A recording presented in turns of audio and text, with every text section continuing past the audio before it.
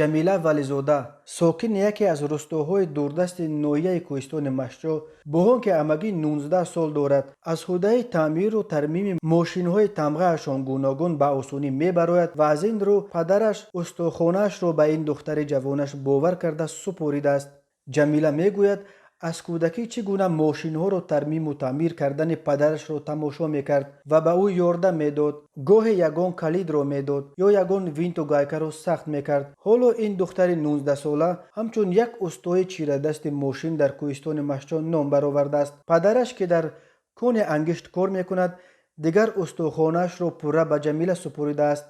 در استخوانه جمیله هر روز پر از کار افتادگان است که نه فقط از ناحیه آنها بلکه از دیگر ناحیه‌ها نیز برای تعمیر و ترمیم ماشین به سراغ این دختر می‌آیند. جمیله اخیراً به کالج تکنولوژی و اینواسیونی پنجکین شامل شد. او می‌خواهد دانش و مهارت خود در ترمیم ماشین‌ها را تکمیل کرده دیاگنوستیک کامپیوتری را نیز یاد بگیرد تا ماشین‌های معاصر را هم ترمیم و تعمیر کرده بتواند. سامانه یارتیجی که درباره مهارت این دختر کوهستانی قصه کرده است میگوید جمیله نه فقط استاد چیره دست ماشین است بلکه کتبانه خوبی هم هست و نانهای خوشمزه و آش بالذت میپزد، البته در ساعتهایی که از خدمت به کار افتادگان در استخوانش فارغ باشد.